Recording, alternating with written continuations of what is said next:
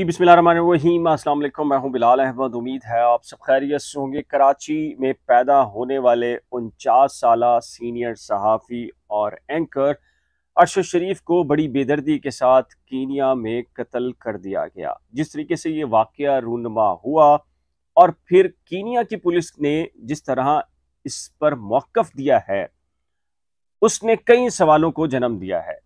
9 गोलियां एक गाड़ी पर लगना और एक ख़ास गोली अरशद शरीफ के सर में लगना, जिसकी वजह से उनकी मौत हुई, और वो स्नाइपर की गोली जो कि आम किसी पिस्तौल की नहीं है, इसने भी कई सवालों को जन्म दिया है कि आखिर ये कीनिया में अरशद शरीफ को कैसे ले जाया गया, किस तरह उनकी वहाँ किसी से मुलाकात करवाई जा रही थी, क्या ये इत्तफाकी वाक़या है या फिर प्लान करके सब कुछ तरतीब देकर स्क्रीन जो क्राइम सीन होता है उसको क्रिएट करके ये वाक़या रूनुमा किया गया।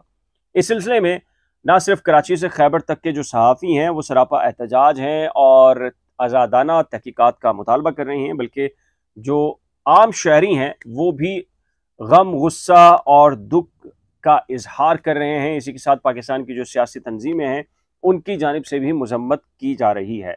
इसी तनाजुर में बानी एमक्यूएम अल्ताफ हुसैन ने भी मजम्मत की है और मुतालबा किया है कि जी अरशद शरीफ के कत्ल की तहकीकात के लिए एक कमीशन तश्कील दिया जाए।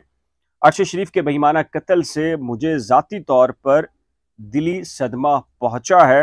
अरशद शरीफ के कत्ल से सहाफ़त की तारीख का एक सुनहरी बाब ख़त्म हो चुका। मैं और मेरे साथी अरशद शरीफ के कत्ल पर सहाफ़ी बरादरी के गम में बराबर के शरीक हैं। अल्लाह ताला अरशद शरीफ के कातलों पर अजाब नाजिल फरमाए। इसके साथ ही बानी एमक्यूएम ने यह भी कहा है कि जी सहाफ़ी बरादरी से भी दिली ताज़ियत का इजहार करते हुए उन्होंने कहा कि मैं और मेरे साथी सहाफ़ी बरादरी के गम में बराबर के शरीक हैं। अल्ताफ हुसैन ने दुआ की कि अल्लाह ताला अरशद शरीफ के दर्जात बुलंद फरमाए और इन्हें जन्नतुल फिरदौस में आला मकाम अता फरमाए। इसके साथ ही रियासत पाकिस्तान से भी मुतालबा किया है कि जी अरशद शरीफ के कत्ल की तहकीकात के लिए एक कमीशन तश्कील दिया जाए और कातिलों को जल्द से जल्द कानून की गिरफ्त में लाकर सख्त से सख्त सज़ा दी जाए। इसी तनाजुर में मज़हर अब्बास साहब हैं, जियो से ताल्लुक़ है, और जो पाकिस्तान की जो सहाफ़ती तंजीमें हैं उन्होंने भी ये मुतालबा किया है इंटरनेशनल जो सहाफ़ती तंजीमें हैं उनसे, क्योंकि ज़ाहिर है कि ये पाकिस्तान की हदूद में नहीं हुआ और इसकी तहकीकात कीनिया पुलिस और क्या कीनिया की जो लॉ इन्फोर्समेंट एजेंसीज या मिलिट्री है वो कर रही है।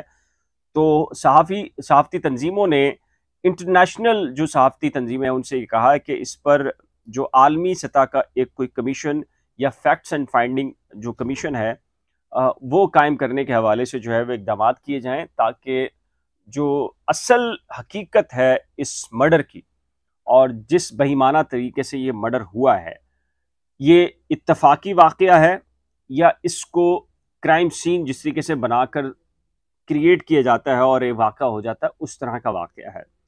क्योंकि माजी के अंदर हमने बेशुमार मकामात पर ऐसा देखा है कि जहाँ मर्डर एक इस तरीके से पेश किया जाता है जैसे कि वाकई ये कोई हादसा रूनुमा हुआ है। यानी कि अगर हम थर्ड वर्ल्ड कंट्रीज़ में देखें तो वहाँ पर जो स्नैचिंग के वारदात होते हैं, ख़ुद कराची के अंदर स्नैचिंग जो होती है, इसमें कई ऐसी वारदातें होती हैं जो ज़ाती दुश्मनी या फिर टारगेट किलिंग होती है। लेकिन टारगेट किलिंग एक बहुत बड़ा क्राइम होता है और अगर स्नैचिंग के दौरान मारा जाए कोई बंदा या शहरी या डाकू तो उसमें इतनी ज़्यादा हाइप क्रिएट नहीं होती।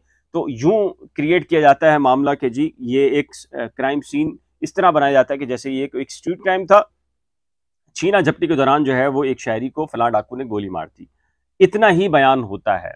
माजी में हमने ये भी देखा है कि जी पुलिस 2 लड़कों को ले जाती है।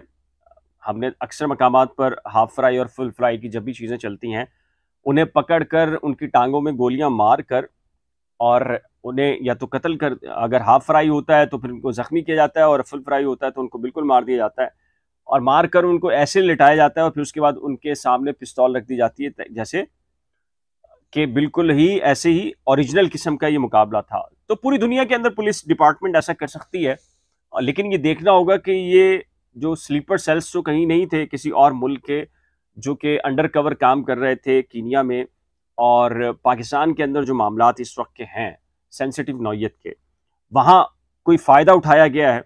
क्या मामला है? ज़ाहिर है कि जब तक कोई तहकीकाती कमीशन नहीं बनता और उसकी रिपोर्ट्स नहीं आती, ये सारी की सारी चीज़ें चलती रहेंगी। कोई ये कहेगा कि जी चूँकि वो इमरान खान के हामी थे और शहबाज शरीफ की हुकूमत ने दबाव डाला था, तो इस वजह से जो है वो, और वही अनासिर इसमें मुलविस हैं जो कि एंटी इमरान खान हैं। तो ये सारी बातें चलती रहेंगी, लेकिन जब तक कोई फैक्ट्स एंड फाइंडिंग कमीशन नहीं बनता है या आज़ादाना तहकीकात नहीं होती, उस वक्त तक लगता है कि ये सारा मामला ऐसे रहेगा। इस सिलसिले में आपकी राय क्या है? आप क्या महसूस करते हैं कि अरशद शरीफ का मर्डर है, हादसा है, हादसाती वाकया है, क्या है और इसके पीछे कौन हो सकता है? तो नीचे दिए गए कमेंट सेक्शन में अपनी कीमती राय का इजहार जरूर कीजिएगा। एक नए ब्लॉग के साथ जल्द मिलेंगे, लेकिन जाने से पहले एक रिक्वेस्ट कीजिए, अगर आपने करंट अफेयर्स विद बिलाल और नई खोज को अभी तक सब्सक्राइब नहीं किया तो बराए करम सब्सक्राइब, वीडियो को शेयर, लाइक और बेल आइकन को लाजमी प्रेस कीजिएगा। खुदा हाफिज।